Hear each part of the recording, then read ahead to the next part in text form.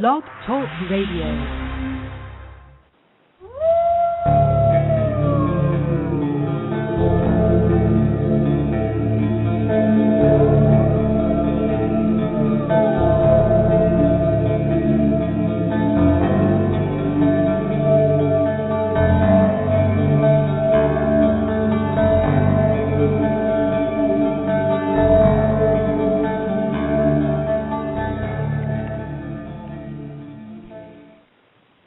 Welcome, everyone, to Crossing the Bridge. Tonight we will have a kind of 20 questions, except we will have time for only 10. Our topic, why remember the Apache warrior lifeway of American Indians, and what can it teach us? Good evening, James. Hi, Lala. Good evening. I think, in this 30 minutes we have a lot to talk about. Some of the values and the lifeway of this small group of people that went extinct almost. There are some partial blood left of the Chihinne Warm Springs Apaches that their land was in the Black Range of New Mexico. And why I thought we would speak about them is that they had a ladder to God, and they fought to maintain this ladder to God. And when they were destroyed, this way toward God was gone. And there was one less manifestation of grace in the world. Well, why were they considered so dangerous that they were hunted to extinction in the late 1800s? I think it wasn't just land, because in this area, this land was really not occupied by cities, the Apaches could still be out there in the mountains, and no one would know about it. I think that from Massachusetts all the way to California, the American Indian represented a different spirit in the world, and it was one that could not fit into the matrix of the capitalist, communist idea of how you look at the world.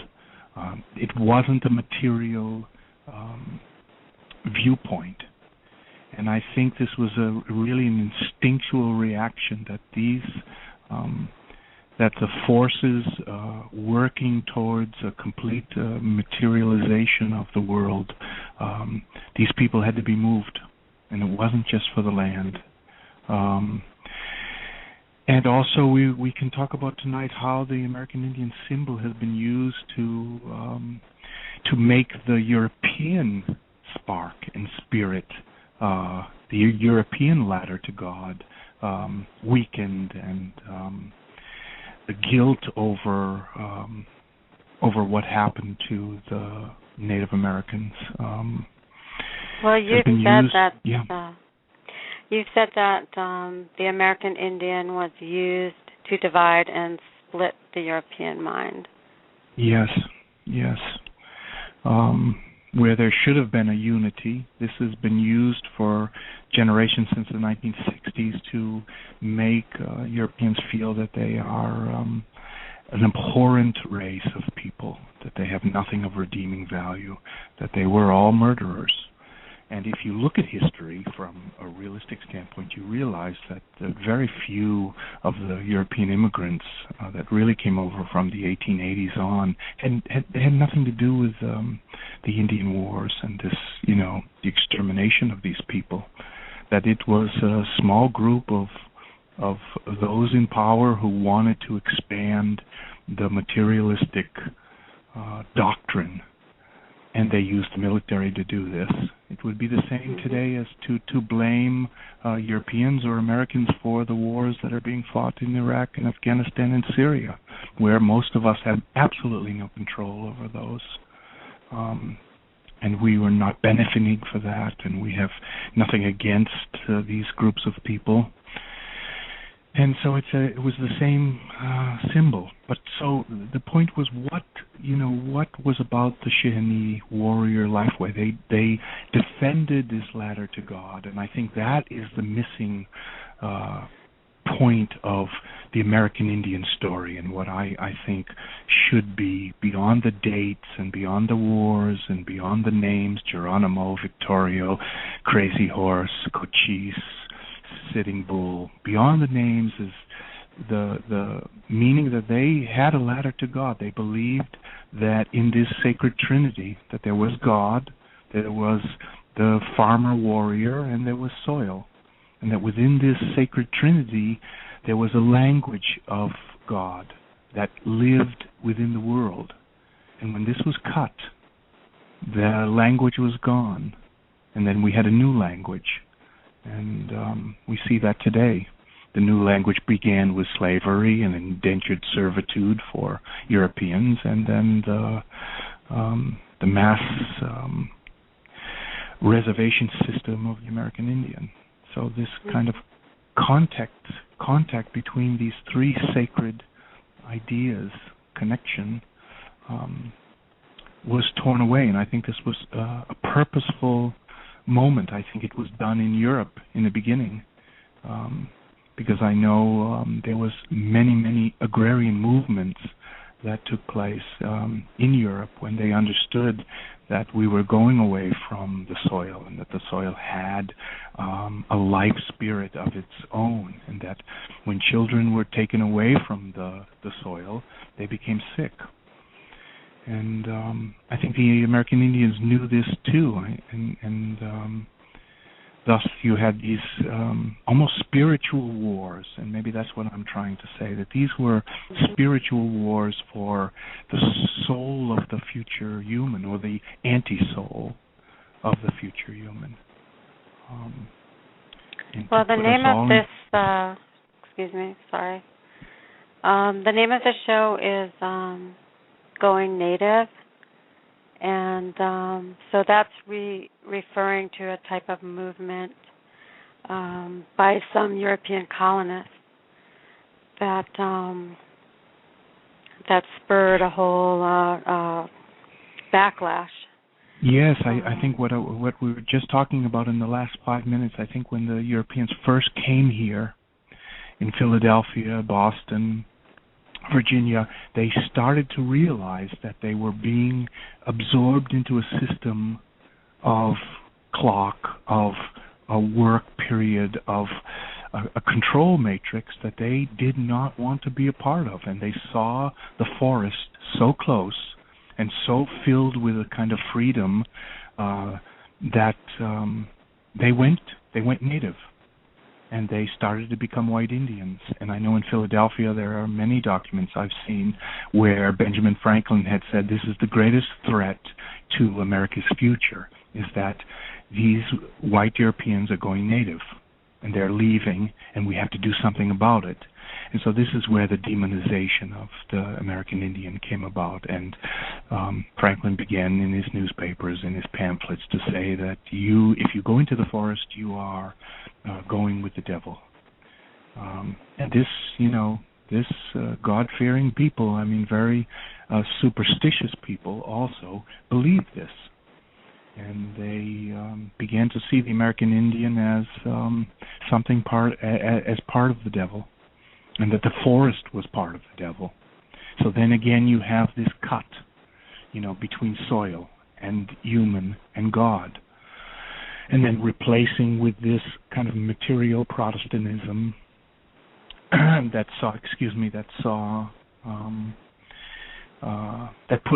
put God on a reservation also.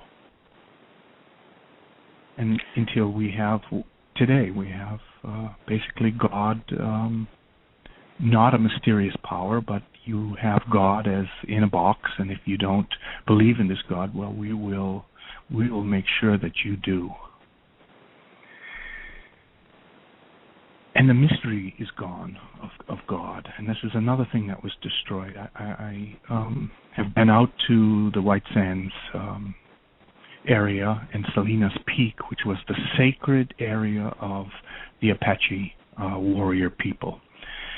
Salinas Peak is not available now because of the White Sands Missile Range where they do the testing. But Salinas Peak was, crossing the bridge, was a place that the warrior Apaches believed the material and the spiritual world met. And there was a way to travel back and forth. And they would see mountain spirits, their sacred mountain spirits, who had handed down the laws of these people. Don't dig in the earth. Don't wear gold. Keep loyal to your tribes. Keep your tribes small. And they would see the mountain spirits going back and forth between worlds. And this was I've talked to the old people at Mescalero, and they knew that Salinas Peak was a real place, that there was once this kind of meeting point between the next world, the other world as I call it, and the material world. There wasn't any divide, or there wasn't any disbelief. And I find it very, and I'll open this up, I know I had written a blog post in my former blog about Salinas Peak and White Sands when J. Robert Oppenheimer went to this area and exploded the first nuclear device. And it's very interesting that they exploded it so close to Salinas Peak. And was it kind of a alchemical, kind of esoteric happening? I mean, did they do this in order to release something, a new era, a new epoch in humanity? And were they closing this gateway, this bridge? Were they just blowing up the bridge between the sacred and the spiritual? It's amazing to me that at this most sacred place that they detonated this weapon. Well, there is plenty of speculation that it was an experiment, an alchemical working of some sort to do exactly what you are saying. You've said that there's kind of a return to the idea of going native that is, really perpetrated by, it's in the best interests of the elite to have us, quote-unquote, go native. Could you explain that? Yeah, I think that's especially for the young people. It was first experimented on in the 60s where they wanted the bright kids to drop out, to turn off, and to disengage from any kind of critical thinking about what was taking place.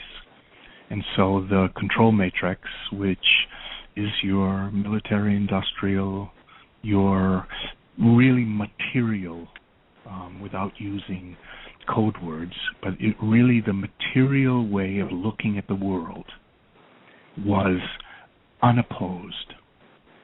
And there was really no resistance to that. And now it is a going native in order to almost do the same thing. It's to lose our critical thinking and to this divide where you're what is happening is with the Google and the Facebook and myamazon.com where I buy my books, they are developing their own cities. And they are developing their own populations, and they are developing their own countries, and these are corporate countries. And they will develop these organic systems. On the outside will be very green and very friendly, and on the inside will be a metallic control system. It will be an artificial nature without the thorns I've written about. Mm-hmm. And these are happening. These are being built now. You can Google it. These are being built now, and these are the future corporate states. Probably within 10 years, the nation state will end. The economies are collapsing, and the governments cannot sustain and take care of their populations. They're in debt, and there will come a time where they will ask the corporations to step in and to help. And so the corporations have the wherewithal to do that. They can offer health care. They can offer you job. They can offer you your entertainment in one. They can offer you your natural food. They can do everything. They can have your organic gardens. And these will be control pods. They're already being developed if you follow architectural movements. So there's going to be a great amount of people that will not fit into that scenario. And they will be outside, and they will be white Indians, and they will be left to go extinct.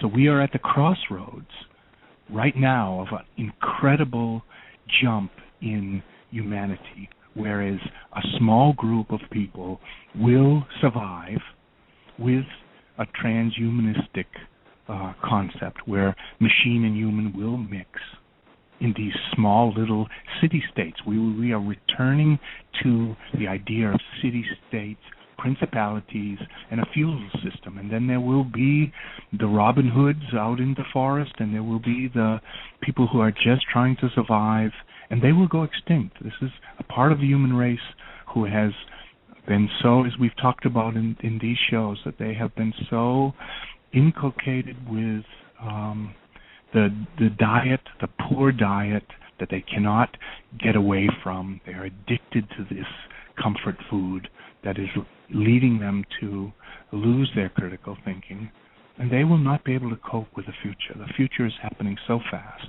and is changing so fast that they will go extinct. And this is what will happen. This will be a terminal reservation that these people will be put on. And I don't... James, there's a caller on the line. So, sure. Hello? Hello? Hello. Hi, caller. Hello. Hello. This has been fascinating. I just picked up and was listening. I'm just, wow. You know, kind of coincides with a few things that I've been thinking about over a period of time. And it's almost true that there is just a small group. And I think I understand at one point you had discussed the Industrial Revolution. Yes. Mm-hmm. And I got a little take on it. The idea is that, okay, the machine, first of all, is antisocial. But the machine itself had spawned some interesting phenomenon, and that was that it forced people to begin to think like machines. Mm-hmm. And thus that thought process itself became antisocial. So the bourgeois that started this, I believe, understood that. They got the mindset. The machine looks for efficiency and nothing more. It seeks to make itself more efficient, as you can see, as the inventions came along and each of the pieces of the machine got more and more and more and more and more refined. But what spurned from that was scheduling, planning, and all of these other things that had never existed before in the realm of this so-called technique. You know, the technique of farming, the technique of steel making, the technique of war making had all insinuated itself into general society now. So now the state began to think like a machine. Exactly. And yeah. sought to make itself more efficient. And the interesting part about that, it's not about, the state is not about being just. It is not finding out what works best for the people. It is only interested in efficiency. And so as we look at this and spread this out, I think that this whole globalization thing it's just a result of the machine. It's not some people, you know, it's making itself more efficient as the state exerts more power on humanity and becomes more and more efficient. And the fact that we do have airlines and the fact that we do have this new broadcast media that is worldwide essentially makes a world state inevitable. It will occur, and it will scrape clean everything in its path that does not, you know, conform to this new idea of thinking. Yes, to this machine thinking, yes, exactly. And so, yeah, the transhuman thing, that's scary. That is some scary stuff, but it is inevitable as people try to become, it's like a virus. It's a software program, and it's spread from parent to child to child. And people are using their creativity to go into this machine thinking, as you so rightly say. Yes, so and they're using their creativity to their own destruction. Exactly. This is a major point you're making. Major point. I'm glad you did. It's amazing to me. But the unfortunate downside of this programming, as I see it, is that once that ball began rolling downhill, and all of these techniques began to intertwine with each other and creating the whole idea of even propaganda, that it is irreversible. I don't mean to sound like a bummer. I mean, people can go and do and survive, but the state will not allow that by any means. It will be destroyed, called you're in a commune and you're just out for a lot of free sex and love and nonsense, and always marginalize the benefit. I mean, you realize that the machine killed the soil back in the 20s. And it was known that we've had generations of people in this country that were fed substandard food. And we also understand that bourgeoisie that started this had their own gardens, their own organic gardens, and their own real food to eat, and foisted upon the general populace this food that turned out so they could, in my opinion, make the rest of us sort of a subhuman species, or so they could say we were a subhuman species because our brains can't think fast enough, and we're not sharp enough to understand the complexities of this new technical society, and thus they need to be the masters and lead us. Perhaps, and then I'll try to throw a hopeful point here. I mean, I agree with everything you say, and I thank you for saying it because it's so articulate. And I'm hoping that kind of related to the story tonight is in the Apache resistance to this, to everything you're talking about. The Apaches resisted the machine and the machine thinking. And they did it with a sincerity. And I wonder if that's this keyword, sincerity. I wonder if that's our only weapon left to really remain human and to kind of say, there's a sincere feeling within me that doesn't go along with this, and this is really anti-human, and I don't want to pass this on to my children, and I don't want to lose them into this transhumanism where they are having other people's thoughts being broadcast inside their bodies, which is coming. The Google glasses will lead to the chip, and that's not some conspiracy theory. That is coming. They can do this. As you understand, it's efficient. Yes, exactly. This is the key word. It's not about we want to dominate you or control you or do anything to you. I don't think that these people have that kind of malice. No, they want to be more efficient. Some of that too. Yes. But once the brain starts thinking like a machine, as I referred to earlier, the machine is antisocial. Yes. It does not care.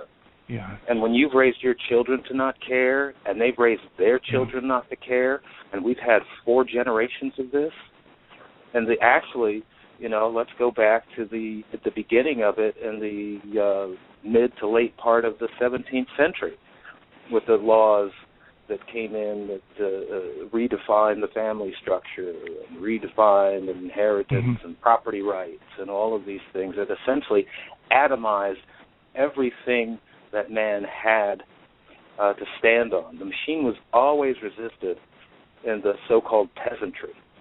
And so that's why a peasant is such a pejorative word. Yes. It was the absolute going native way of life. Exactly. It's the only way to live on this planet. Yes. But that you know, in order for these people, money, they got the swirly eye about the money, right? As this abstract concept of power and this abstract concept of ownership, whatever that is. And they've managed to shove that down people's throats for, we could say, at least 500 years. Yes, well, we only have a few minutes left, and there were some other points to make. Wonderful, thank you. Yes. And that is that, you know, the idea that was predicted by shamans, you know, long ago, that we will all become Indians, and yes, that was a prediction. Yes, the whites would become Indians. And they saw what was happening. When some of the real shamans visited cities like Chicago, they would tell some of the soldiers, these soldiers who really regretted destroying these lifeways, and they said, you will one day become Indians too. And that has perhaps happened, as we've talked about. And again, to end on a little positive note, because I have to remain hopeful, I think there's something, I think this dialogue is hopeful. I mean, I think that in the way you articulated this situation, this kind of machine thinking that has taken over our intuitive thinking and our critical thinking, it's being seen. And hopefully the first thing is that you see it, and the second thing is that you look at your life and say, how do I not pass that along? And that may be, how do we not pass along a debt to our kids? I know with my daughter, I try to keep the magic of the world alive for her, and that there is more than just the material, that there is a soul, and there is a spark in us that makes us connected to something much bigger than us, and that this machine thinking is not is a dead end, as the caller so rightly said, that we are working against ourselves. So how do we begin again to work for ourselves with all of these traps around us that we fall into that seem so pretty and so progressive and so which science is, you know, this is the kind of the partial deception that everything that is progress is helping, you know, alleviate problems. And yet at the same time creating so many more. Oh, exactly. The environmental consequences, the health consequences, the psychological consequences. I mean, you know things are going relatively bad when in essence you have to dope 60% of your population and more have to go to psychotherapy. Yes. Because they know internally, I believe that people will always know internally what is right. Yes. Where they fit. Because the machine thinking, yes. Right. The machine thinking itself is the most disastrous is what it has done to the human being. It has removed, as you said, critical thinking. It has removed, essentially, creativity. It has removed judgment. All of it has been repressed for the sake of the individual, and to take the individual and move him away from his organic groups. The essence of the theory of the lonely crowd. People are all together, yet they're not together. They only respond to the gestures or whatever of the leader at that time, whoever is on stage. But those people spend more time ignoring each other than they do actually coming together with each other. And this is the thing about which to think to combat such a powerful energy, and which intensifies itself every day. Yes. We only have a few seconds left, and thank you so much for calling. Oh, yes. This is a wonderful show. Wonderful show. Thank you. You've made it better by calling. Thank you. And thank anyone for listening, and I hope you will listen next time. Good night. Thank you, Lala. And good night. Good night. Good night.